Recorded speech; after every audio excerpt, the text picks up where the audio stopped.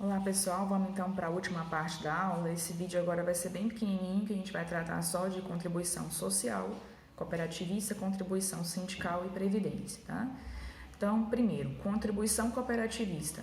Cooperativas não são empresas, então elas não fazem aí, de acordo com a doutrina, a contribuição sindical patronal. Não existe essa contribuição, tá? O que elas fazem? Elas fazem a contribuição cooperativista. E a contribuição cooperativista ela é destinada à OCB, a Organização das Cooperativas Brasileiras, que não tem natureza sindical. A OCB não é um sindicato, é uma entidade sui generis de representação das cooperativas no Brasil, assim como existem representações a nível de América Latina e a nível nacional, com a ACI, a Aliança Cooperativa Internacional. Então, dentro do Brasil, eu tenho a OCB, que congrega aí a organização política, e de organização estrutural do movimento cooperativista no Brasil, de todos os ramos cooperativistas, e auxilia as cooperativas aí no entendimento junto aos órgãos de natureza federal e a nível internacional. Também representa as cooperativas brasileiras.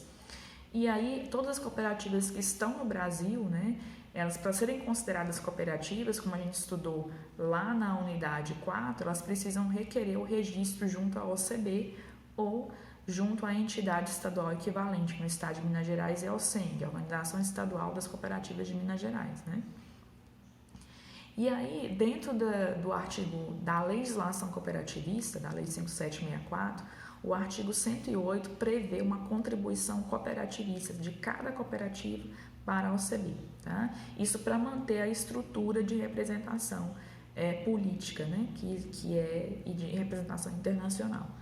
Então, como é que é feito essa contribuição? Essa contribuição ela é anual, ela é feita a cada exercício social e tem como fundamento o capital integralizado e o fundo de reserva, tá? Ou seja, é o patrimônio, o balanço patrimonial da cooperativa. Então, com base no patrimônio, eu tenho uma contribuição, tá? E essa contribuição está no artigo 108. E aí, até o valor, a importância também está definida no artigo 108. Então, vamos ver lá. De acordo com a Lei 5764, fica instituída, além do pagamento previsto no parágrafo único do artigo anterior, que aí é uma situação específica aí, de registro da cooperativa, tá? A contribuição cooperativista, no artigo 108, institui a contribuição cooperativista, que será recolhida anualmente pela cooperativa após o encerramento do seu exercício social a favor da organização das cooperativas brasileiras, de que trata o artigo 105. O artigo 105 da Lei 5764 traz aí o que é a OCB, tá? O que ela faz a nível de representação. Parágrafo 1º do artigo 108. A contribuição cooperativista constituir-se-á da importância de 0,2, ou 0,2% do valor do capital integralizado e de fundos da sociedade cooperativa no exercício social anterior, sendo o respectivo montante distribuído por metade às suas filiadas quando constituídas. Então, assim, 0,1% pode ser feito pela cooperativa central e o restante pelas filiais, tá? Mas o que a cooperativa em si deve recolher a partir do balanço patrimonial é 0,2, 0,2% do seu balanço patrimonial aí, anual, tá? A organização, no caso das cooperativas centrais e federações, a contribuição de que trata o parágrafo anterior será calculada sobre os fundos e reservas existentes, porque lembrando que as cooperativas aí, que são centrais e federações, elas são constituídas por outras pessoas jurídicas cooperativas, tá? Não são cooperativas singulares, lembrar dessa exemplificação, lá da unidade 3 e unidade 4. Parágrafo 3º. A Organização das Cooperativas Brasileiras poderá estabelecer um teto à contribuição cooperativista com base em estudos elaborados pelo seu corpo técnico. Então, a regra geral é 0,2%, mas que pode ser, para que não fique algo assim, às vezes a cooperativa tem um excelente patrimônio, Para não ficar uma coisa muito desmensurada de contribuição, pode ser estabelecido 0,2% como algo geral, mas um teto máximo, por exemplo, de R$5.000 anual de recolhimento de contribuição em favor da OCB, tá? Então, pode ter um teto máximo de recolhimento e isso fica a cargo da própria OCB estipular. bom? Então é isso, contribuição cooperativista não é contribuição sindical patronal, é uma contribuição efetivamente para a manutenção do sistema cooperativista nacional.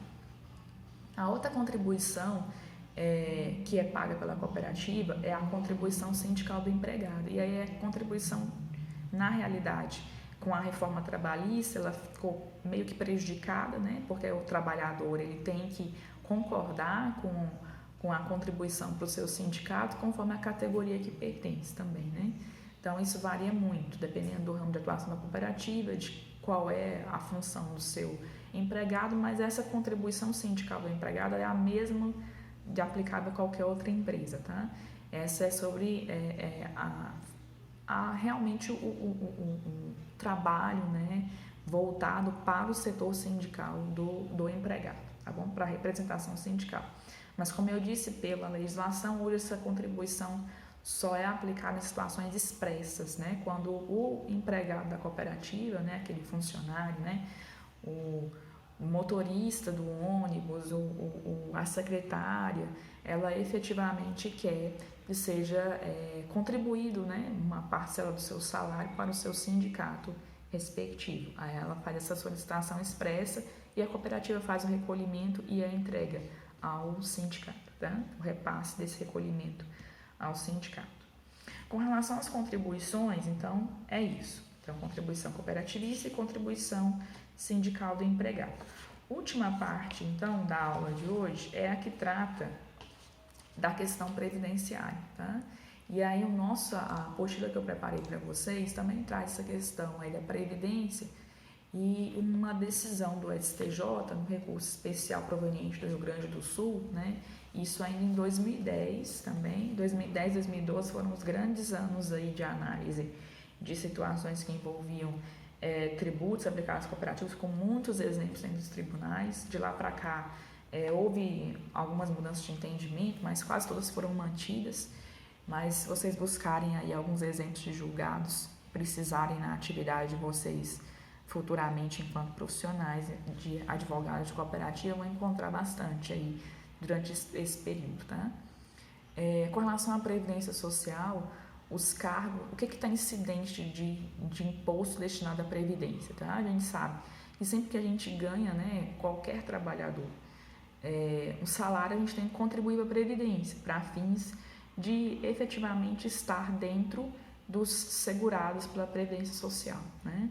Então, se eu sou professora, eu tenho que recolher um valor específico do INSS para garantir a minha aposentadoria, para garantir que eu tenha um auxílio em caso de doença, né? Então, se eu não contribuir, eu não tenho a qualidade de segurada e eu não posso requerer aí nenhum benefício previdenciário. E essa contribuição, ela é obrigatória, a gente não tem a opção de escolher não contribuir com a Previdência. E aí chegou no STJ a situação de que, será que as situações que envolvem cargos de direção e chefia em cooperativas devem ter o recolhimento previdenciário, né? Chegou a esse questionamento, que a Previdência estava cobrando que as cooperativas fizessem esse recolhimento previdenciário dos cargos de direção e de chefia, dos conselhos também, tá? Qual foi a decisão do STJ? E aí vocês vão ver que nas situações que envolvem, tá? Recolhimento o pagamento de remuneração, que nome que der, salário, prolabore, né?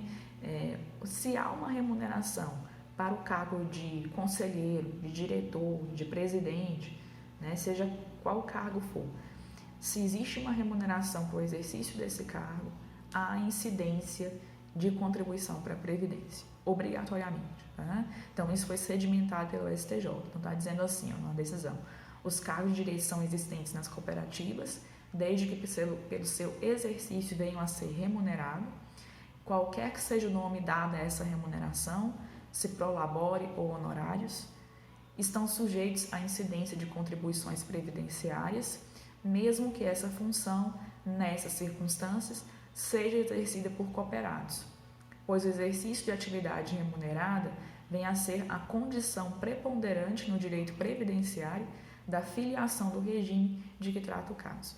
Então, se há aí remuneração de qualquer espécie para cargos de direção e de chefia dos conselhos da cooperativa, obrigatoriamente deve haver o recolhimento previdenciário sobre essa folha remuneratória, tá? Sobre o pagamento desse salário.